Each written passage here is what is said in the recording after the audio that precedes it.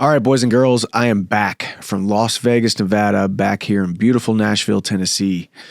Just spent several weeks out in Las Vegas competing along Conor McGregor for the Ultimate Fighter TUF Season 31 that will air on ESPN this summer. It premieres in May, ends in August, and then there will be an Ultimate Fighter finale, an Ultimate Fighter finale later on sometime this fall. What did it consist of? Goodness gracious.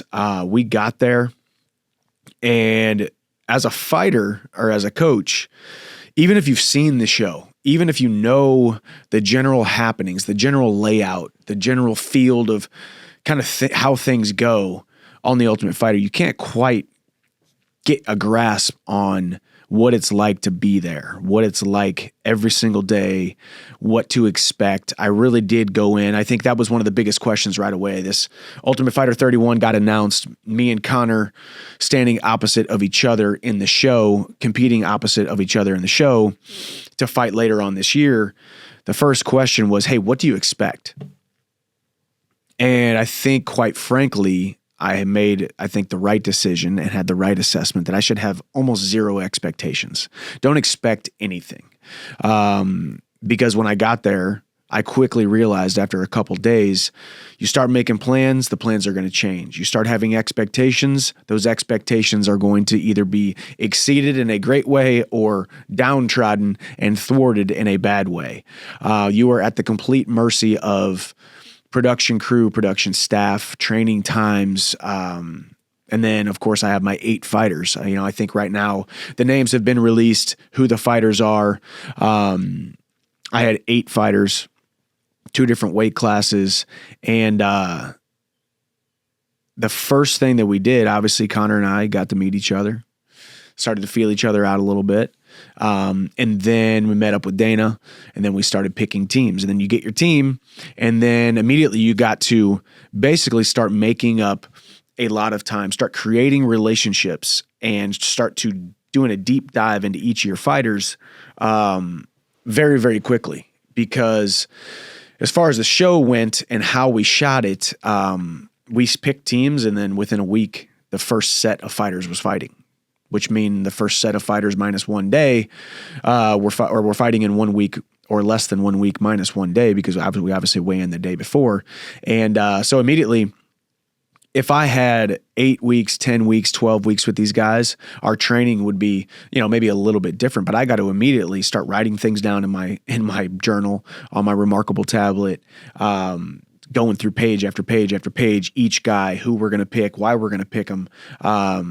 I obviously had a phenomenal coaching staff. Jason Strout is one of our striking coaches down at that big gym in Florida.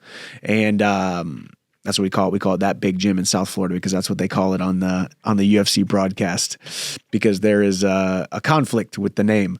And so Jason Strout, not only is he one of the best coaches in mixed martial arts, but he's a great friend of mine, a guy that I want to spend time with, get to spend time with. So he was one of the key players in my coaching staff. Ryan Bader, who won, dang it, I always forget what season he won, but he won the Ultimate Fighter years and years ago, and obviously had a very illustrious UFC career, and now has been a champion in Bellator now for the last 4 or 5 years, however long it's been.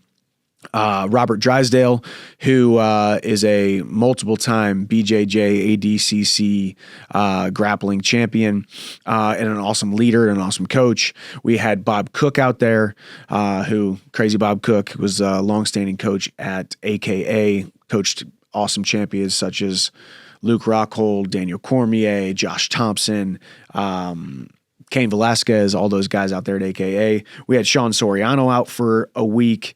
So for me, the timeline was me sitting here. Actually, I got the phone call here in my studio. Conor, not Conor McGregor, but Conor Grimes, my partner here, he was here for it. And from that day, we had about 7 days to get this whole thing figured out. I had 7 days to get on a flight, feet land on the desert of Las Vegas, Nevada. So I had to put a coaching staff together, had to start planning, had to start, like I said, I didn't want to plan too much because I kind of wanted to just get there and make decisions on the fly with the best information that I had, or the best decision I could with any information that I had as I was getting it. And couple of takeaways. Oh man, I cared way more than I thought I was going to care.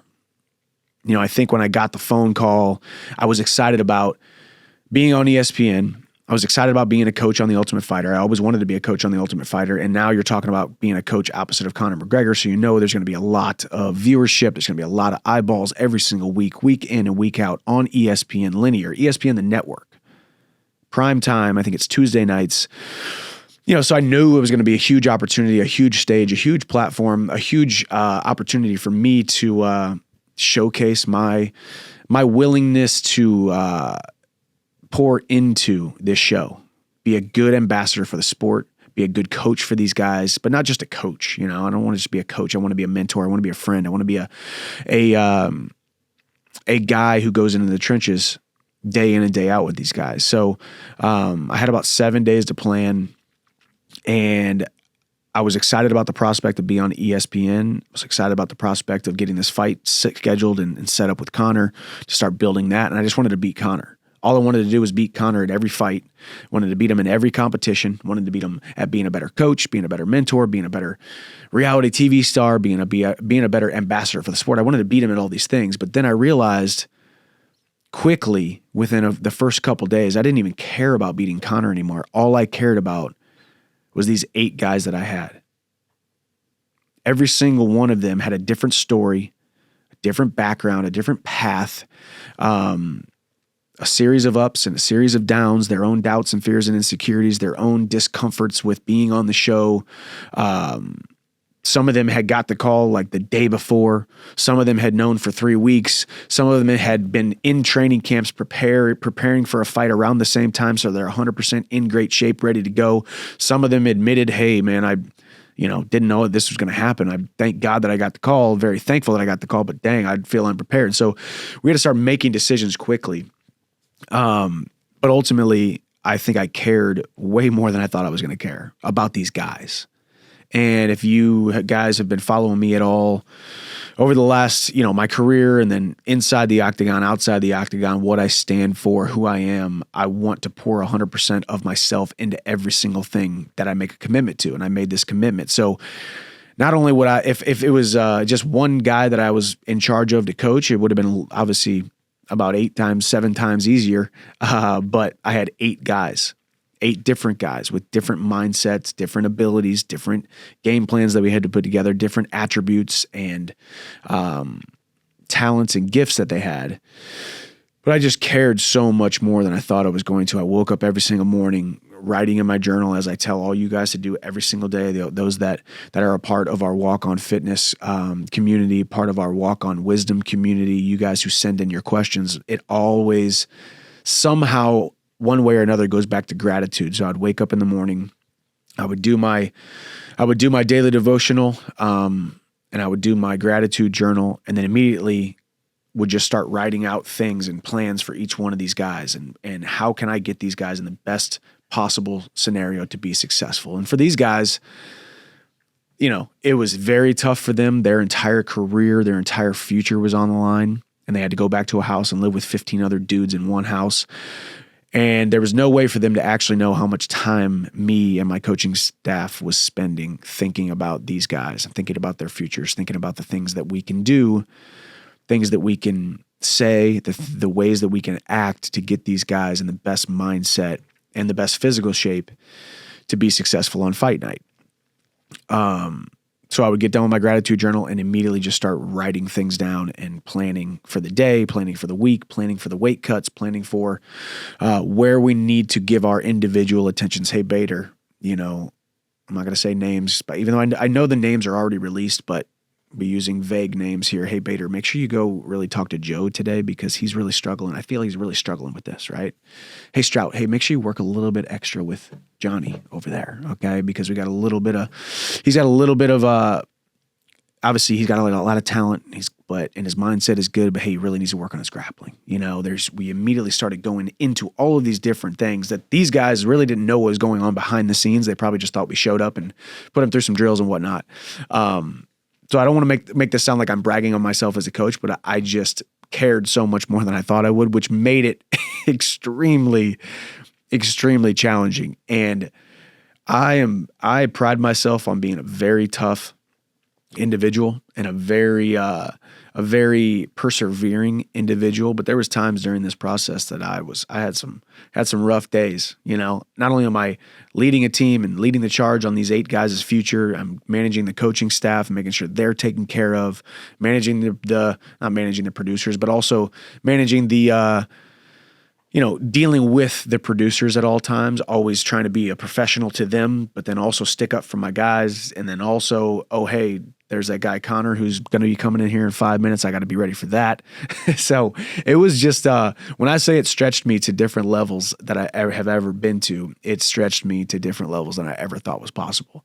There was days where I didn't barely talk to my wife, Bree, on the phone at all. A couple text messages here and there. She's a working woman, career woman, loves her career. So she's working, obviously, but the 2-hour time change. By the time I woke up, she was almost at work. By the time she got done with work and then started putting the kids down, I'm at dinner, getting done with practice, taking the coaches out to dinner.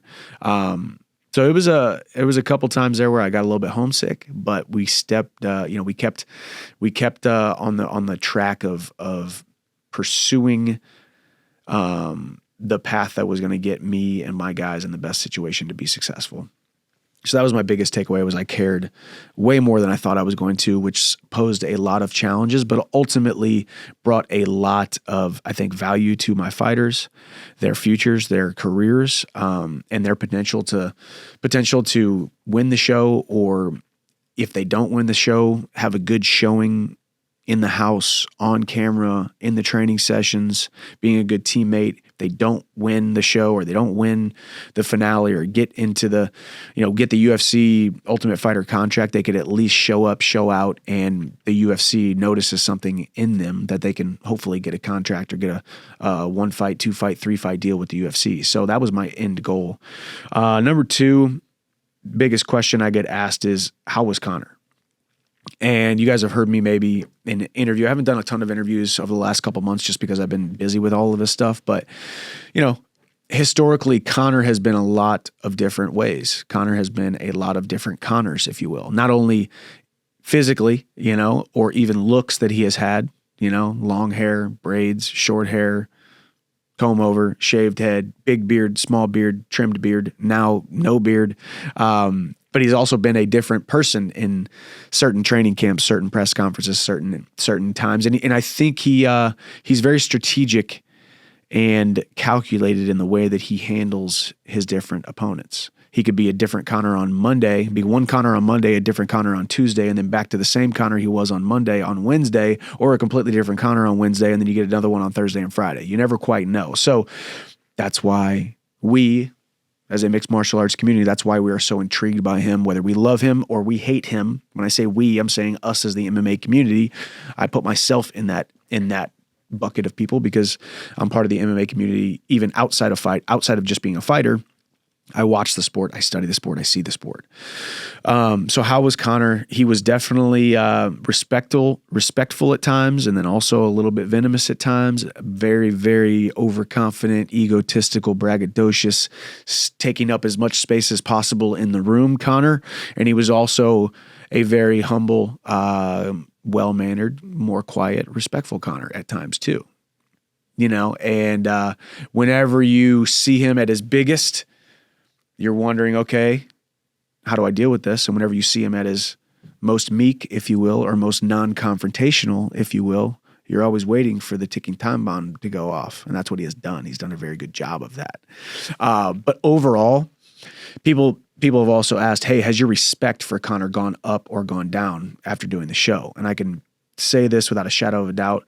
I already respected the guy a lot, not just as an athlete, but a businessman, with what he has done with the sport. The sport of mixed martial arts is better when he is in it, when he is healthy and he is fighting and he's put on these huge shows.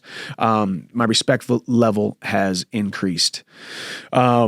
even though was some times where there was some tension, even though there were some times that, has been documented now by myself or Dana or Connor, just came out with an interview talking about, of course, in the spirit of competition, tempers flare, things were said, things were done, that will definitely be intriguing to you guys on ESPN this summer. But ultimately, all is fair in love and war. And all is fair in mixed martial arts. It was some good old fashioned, very, very passionate dudes. He and his team, me and my team, who just came here to the show, if you will, for a common goal, which was to win all the fights, to win this competition. So the relationship was great at times. It was not so great at times, and it was a lot of fun, though. Ultimately, I think if you asked Connor, if you asked his management, if you asked his team, I think it was a very good. It was a very good show. It's going to play very well on TV. You guys are going to see. You're going to see and feel the passion. You guys will be on the edge of your seat during a lot of these episodes. You guys will definitely be grabbing your popcorn and your adult beverages to enjoy. Well, I guess it is Tuesday night, so not too many adult beverages, but got to work on Wednesday. But it is going to be a very good season. I'm very happy with the work that we put in. Win, lose, or draw, Team Chandler showed up, and I was proud of them. I was proud of the work that they put in. I'm proud of each and every one of these guys. And I can't say enough about the guys. And as I said, I haven't looked it up personally, but I, heard that the names were released. So you guys can look them up, but I can tell you this right now. If you haven't been a fan of Team Chandler, the guys that are on Team Chandler, or you haven't seen their past fights, if you haven't seen their, if you haven't heard of them and their accolades, keep an eye out for them. These guys showed up every single day. Awesome attitudes. Me and my team meshed so well. And it was very, very, very humbling. For me, I'm just focused on keep going. Focused on all 8 guys. But then every now and then a guy would pull me aside and say, hey man, I really, really, really appreciate how you are handling all this and the coach that you are, how much you care. And for me, that was better than any wins that we got. We went through something that was very high stress and high stakes for them. It was high stress and high stakes for me. And we got to do that together. We got to do that in the trenches together. And there were some days that were not so awesome. There were some times that were tough. There were some tears that were shed. There was some blood that was shed. But ultimately, I believe that Team Chandler was all better because of this process, because of this experience. And I'm better because of this process and this experience. And I can't wait for you guys to see it. So I hope that you guys can feel the passion of myself and my team, my coaching staff. And once again, huge shout out to all of the coaches that I named earlier. I would not have been able to do it without them. The days that I was overworked and lower on energy, you guys know me, I hate to admit when I'm ever low energy or tired or any of those attributes of weakness, but there was times where my coaching staff, my assistant coaches had to step up because I was mentally drained, mentally, emotionally, spiritually drained. Physically I could do it all, but it was the mental aspect of it and caring so much that really took a toll on me. But it was very, very good. Even when the times were, really tough and challenging, it gave me an opportunity to once again practice what I preach, be grateful for the opportunity, be grateful for the guys that I'm in the practice room with, the guys that I have by my side on my coaching staff, and ultimately the guys who are standing across the competition lines from us. Conor McGregor and Coach Kavanaugh and all of his coaches and all of his guys. The other thing that I would like to bring up also that would be a very interesting insight was I actually ended up really liking the guys on the other team as well. Not as much as my guys, of course, because I freaking love my dudes. We spent so much time together, but you'd get these little interactions with guys on the other team. You get these moments where even guys on the other team would come up to me and ask me a question. Because you got to remember too, we are competitors in this thing called the Ultimate Fighter, and technically we're Team Red and they're Team Blue. We're Team Chandler, they're Team McGregor, but ultimately we're all still just fighters. All these guys are trying to get a UFC contract. Me and Conor have UFC contracts and also are in the top, whatever percent of the UFC. It's no secret we are up in the top 1% of the UFC. So there's a lot of information that and wisdom that they could glean from spending time around us. And I got to spend some time with some of the other guys, and even though we looked at them and I'm coaching Joe for the game plan against Bill on the other team, it wasn't because I didn't like Bill. It was because we had a job to do and we had to win. And all of a sudden you meet Bill and you're like, dang, I kind of like Bill. Dang, I got a lot in common with Bill. Man, I like Bill's humility. And Bill asked me about this, and Bill felt comfortable enough to say, hey, I know you're wearing a red jersey and I'm wearing a blue jersey and mine says McGregor and yours says Chandler. But hey, man, what do you think about this? Or hey, what do you think about, whether it be actual training or nutrition or whether it be the business side of mixed martial arts? So you get stuck in this microcosm called the Ultimate Fighter, and 8 guys on my team, 8 guys on his team, but ultimately we were all going through the experience together. So that was definitely something that wasn't that surprising. I think I'm a pretty big people person. I love the sport of mixed martial arts. I am passionate about it, and I am passionate about the respect I have for anyone who chooses to make this their career or compete in mixed martial arts, let alone be on the Ultimate Fighter and then wear a microphone at all times and have a camera in your face the whole time. So, man, it was just a really, really fun experience. That's kind of my recap of it all. I hope you guys tune in this summer. As I said, it premieres in May. I'm sure there's going to be some promos coming out here soon. Get you guys pumped up about it. And I can tell you this, me and my team, my Conor, not Conor McGregor, me and my Conor will be doing some really cool stuff this summer with and during the shows, whether we're doing some live shows, whether we're doing some post shows. We'll be sitting right here in studio, right here on this microphone, doing some cool stuff. So if you guys do have any suggestions of what you guys would like to see, throw a bunch of comments in the comment section below here. All things TUF, and we'll keep on trying to answer these questions. Obviously, you guys know I do my podcast, my solo podcast, Walk on Wisdom, that you can send questions into podcast@michaelchandler.com. And if we get enough TUF questions, we'll do some more TUF episodes, TUF specific episodes. Obviously, I can't give you guys a lot of information or results or wins and losses and fight matchups and all of that kind of stuff, of course, but I can vaguely answer y'all's questions when I can. So ultimately, too, in a recap of this all, too, it's a great reminder to put yourself in scenarios and circumstances that really, really scare you and really, really stretch you. As I said, this process molded me and it fashioned me and also galvanized me into a better man because it stretched me and it scared me. And it was painful at times and it was really, really awesome at times and really, really, really, really impactful at times. But ultimately, I became a better man because of it. So make sure y'all continue to pursue your best self by throwing yourself into the fires, because then and only then can you be galvanized by life's fires. So that's my TUF 31 recap. Make sure you catch it